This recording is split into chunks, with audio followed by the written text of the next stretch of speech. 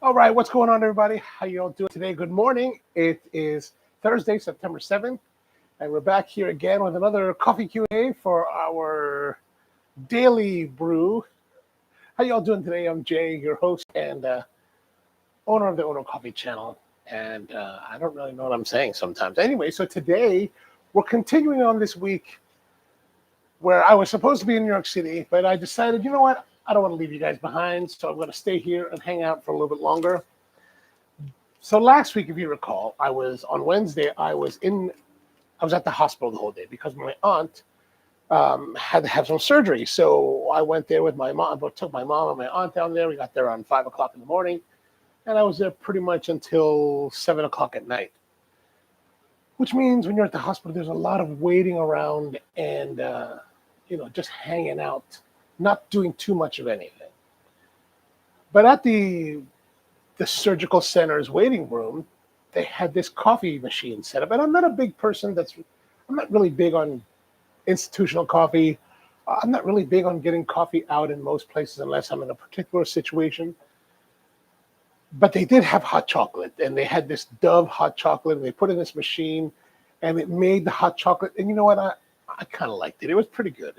You know how I grew up in like a working class neighborhood in Baltimore, so I can do pretty much any kind of hot chocolate, from like super simple to super fancy. But anyway, this machine, I put a link in the description. So if you go to the description and you go to the link, you'll find the link to this video from a company called Flavia. And Flavia or Flavier or whatever they call it, I believe it's owned by Lavazza. And what they're doing is they're using these packs that you slide into the machine, you close the unit, you press the button, and then it brews the coffee. Now, it brews the coffee super fast. Like I watch other people brew the coffee. I think I even brewed it. No, I didn't brew coffee. My mom doesn't drink coffee, but I made her hot chocolate. But I watch other people do it, and it's super fast. So my presumption is that, okay, so let me show you this. This is their bag, right? So it is this bag with this kind of valve thing here. And what you do is you slide it into the machine. And I believe it does it. It pumps it full of water. And I believe what's inside here is freeze-dried coffee. What we're going to do, but if you look at it carefully, it's almost like there's an hourglass crimp to the pouch. And there's this kind of bar on both sides that runs here. So I'm not sure what's going on with that. The valve stem just stops right there. So what we're going to do is we're actually going to cut it open, see what's going on in here, and figure it out. Now let's have a look here. This particular one is their morning roast. I also have the single origin Colombia, but let's go back to the morning roast. 100% fresh ground Arabica, sweet and toasted notes. It's a light roasted coffee, and as you can see here, they put 0.2 ounces or 5.8 grams. So that really kind of says to me that it must be freeze dried, because there's no way that you can make a 12-ounce cup out of 5 grams. Well, I guess you could, but you know what I'm saying. Now let's go on the other side here, and it says ground coffee, and that's it. Just says ground. Oh, ground coffee. That's very interesting. So this, I didn't really look at this. I just presumed, but if it's just ground coffee, I mean, the brew cycle is super fast. I don't know. That's very interesting. All right, well, let's get into it and see what we can figure out. So I'm going to use this as our first vessel for this one. Let me put that in here.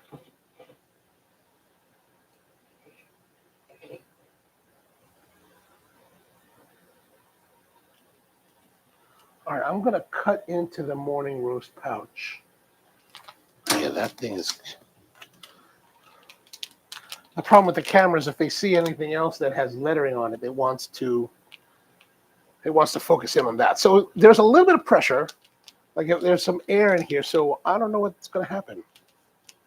I'm cutting it.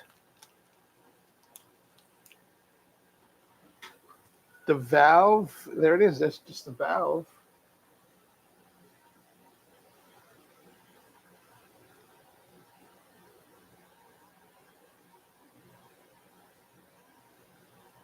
It's just the valve. Let's see what's inside here.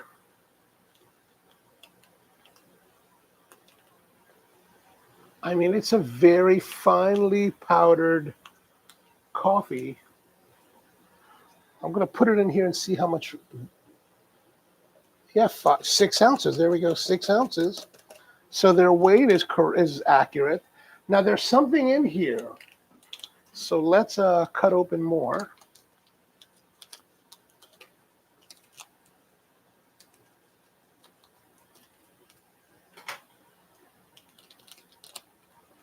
Now look at this. There is some sort of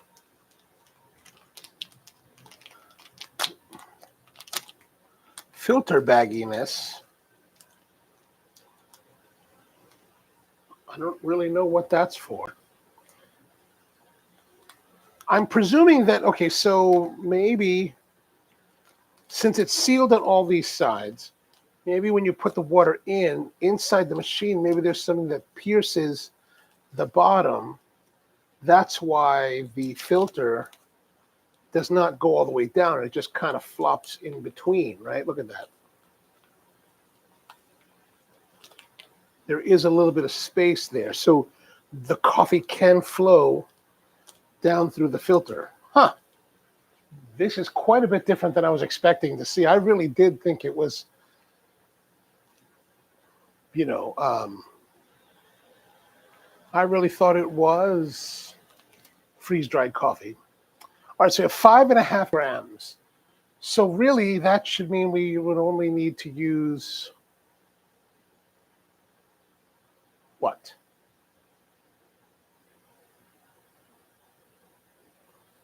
Let's say 6. So 3 ounces. Wow, 3 ounces. That's crazy. All right, so 3 ounces. But let's get into this other one, this Colombia. Now, this Colombia, interestingly enough, is actually rated at 8 grams, 0.28 ounces. So there's more coffee, and actually you can kind of feel it. There's more coffee in this Colombia. Again, more ground coffee. We're going to take that now and put that into this other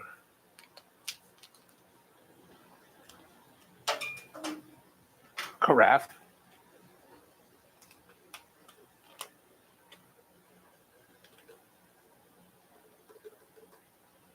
Now, at the speed at which it brews, I mean, it's flowing it through, but we're going to brew it a little bit differently. Okay, so there is 8 ounces. So we're going to 4 ounces in this one. 64. Oh, that's different because of the... All right, so now we're going to add the hot water. We're going to do a 3-minute brew. So what is... Hey, Siri, how many grams in 3 ounces? 85 grams.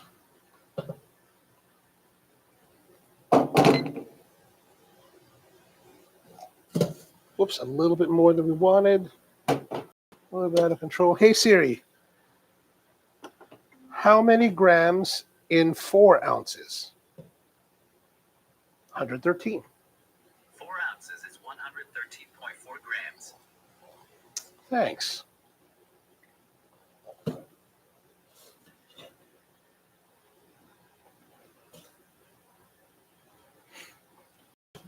All right, there we go.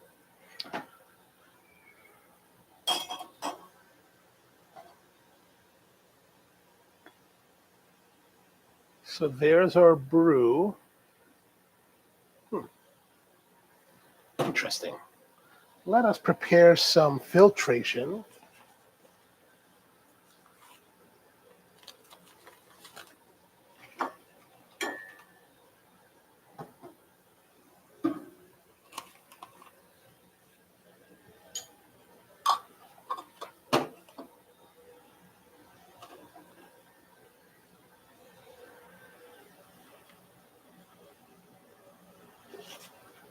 Again, if you have any questions, feel free to drop in the comments down below.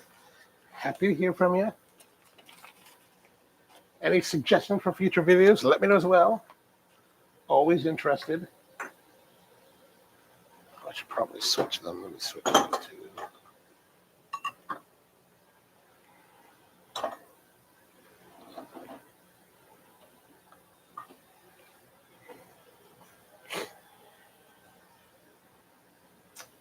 Am I looking a bit dark? I'm looking a bit dark, aren't I? Let me adjust that a little bit here.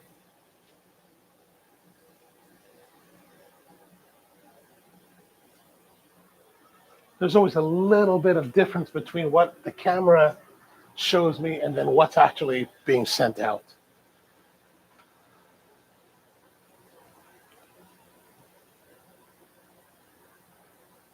So if you're interested, tomorrow's episode, we're going to be cupping a bunch of coffees from Gold Mountain Coffee Growers. They are a co-op of coffee growers, or a group of coffee growers down in,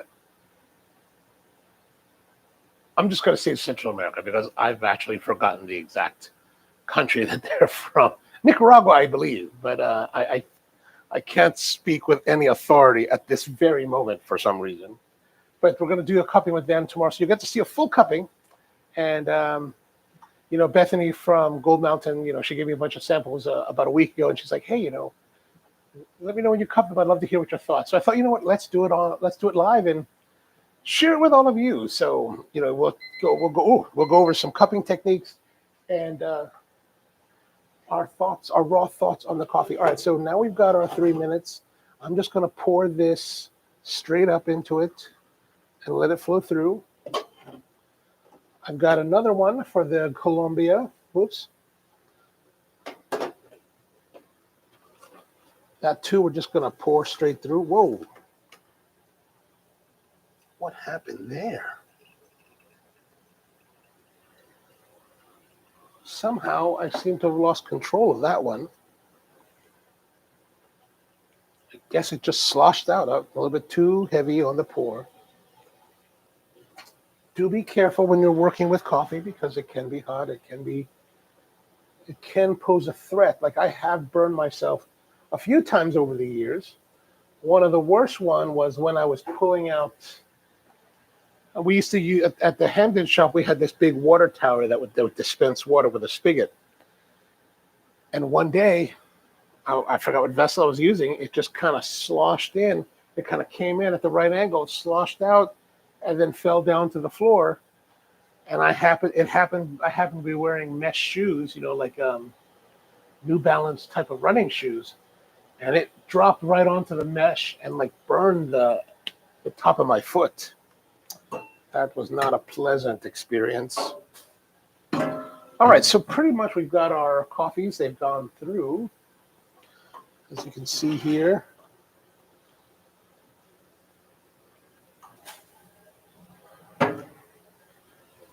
And we've got our house blend, our morning roast, and the Colombia. Now, of course, these are two different vessels, so they're looking they're going to look a little bit different. Here in this angle, they look pretty much the same. Let's start with the morning roast.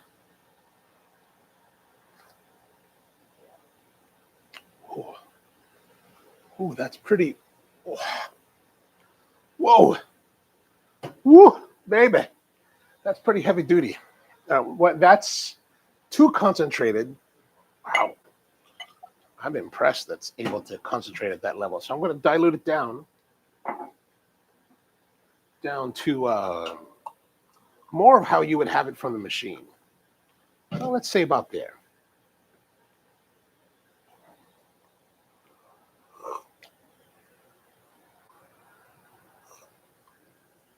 Oh, blazing hot, but much more palatable. Very neutral, very like a little bit roasty. Like the other one was super concentrated. Like I don't know what's going on there, but that was some super concentration. Now, one of the things to keep in mind with the packet, if you look here, you can see that it's super finely ground. Like this is like espresso level grinding. So you're really getting a lot of the extraction of the coffee out of it because of the fineness of the grind. Now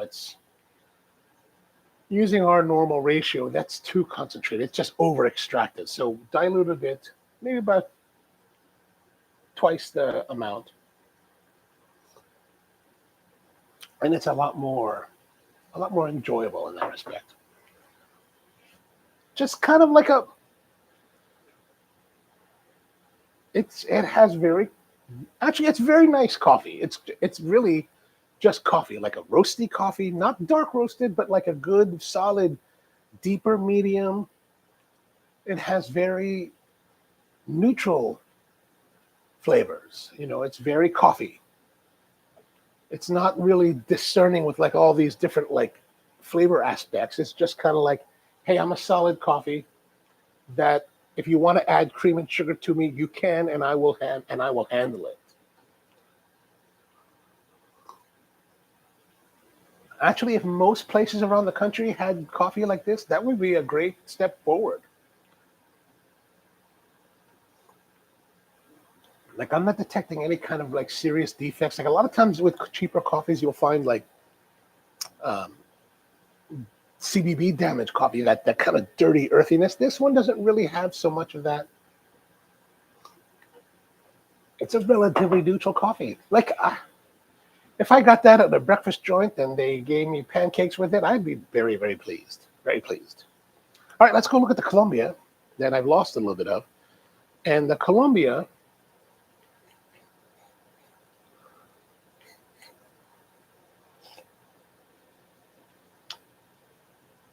that has a little more character, a little bit more bite to it. It's going to be probably, it feels a little bit on the astringent side, a little bit maybe brighter coffee. All right, let's get into it. We're going to add a little more water to it.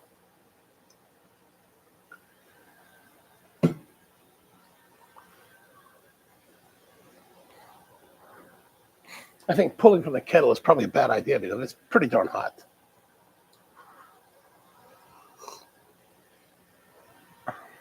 Yeah, definitely on the brighter side.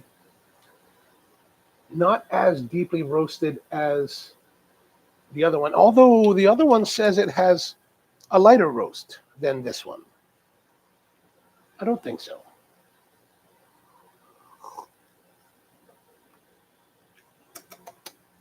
Juicier, brighter. Nice. Like there's nothing offensive about it. It is like a Colombian coffee would be. Like you'd expect a Colombian coffee to be nice, clean, sweet, and pretty much it is just nice, clean, and sweet.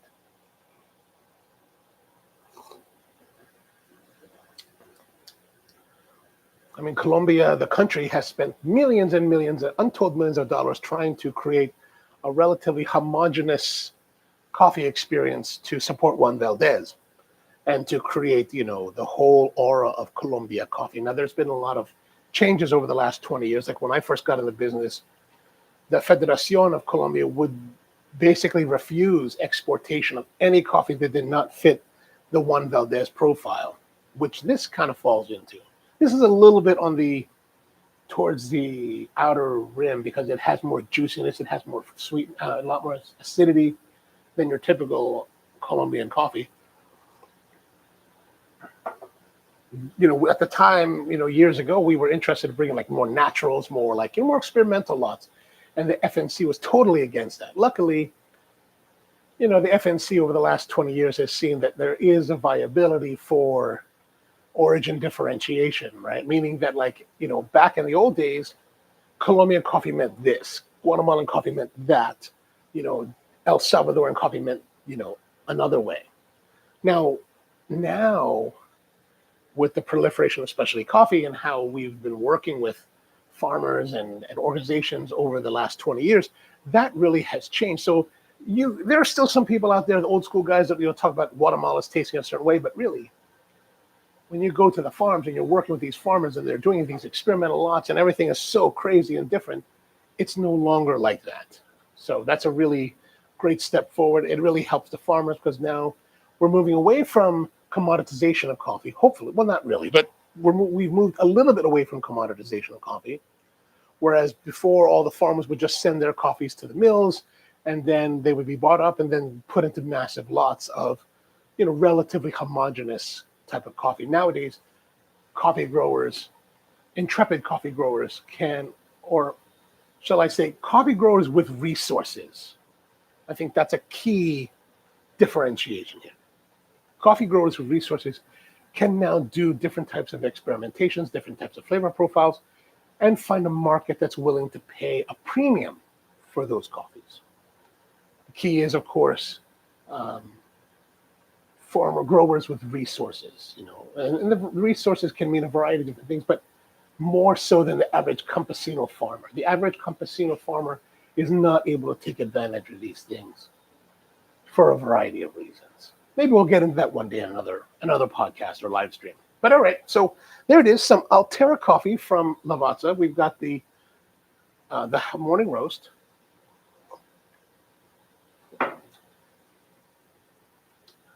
Relatively neutral, relatively very approachable, like super approachable, very much like if you wanted to have someone drink coffee and they didn't know anything about coffee or they knew a lot about coffee, I don't think either of them would be really well, the one that knows too much about coffee will be disappointed because they're going to be sitting there wanting to express their love for some kind of light, bright roast that came from thighs of virgins that only the geisha tree could provide, or some ridiculousness like that.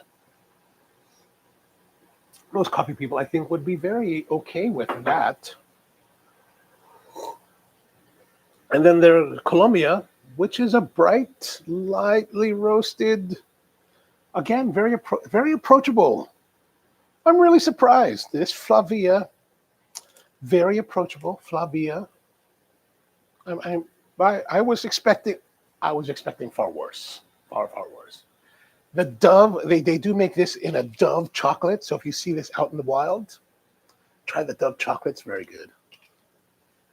But I love hot chocolate anyway. But you'll find these in probably offices and different commercial environments. But actually, don't be scared of them. All right, that's pretty much it for today. Tomorrow we're going to come back with some cupping. So come join us then, starting at 10 a.m. on the live stream. Yeah, that's pretty much it for today. Thank you very much for tuning in, and see you next time. Oh, one more thing. It's Thursday. So at 8 p.m. tonight Eastern on the Ono Live channel, we'll be going live again with coffee and cigars. And today we're actually going to be brewing with the AirPress XL again. It's going a little bit more deep with that. This time we're going to do some cold brewing with our Perla Negra, and then we're also going to be tasting the instant classic from Caldwell Cigar. So if you got the time, 8 p.m. tonight on the Ono Live channel, come check us out. I'll put a link in the community post in case you're interested. But all right, until next time, see you then.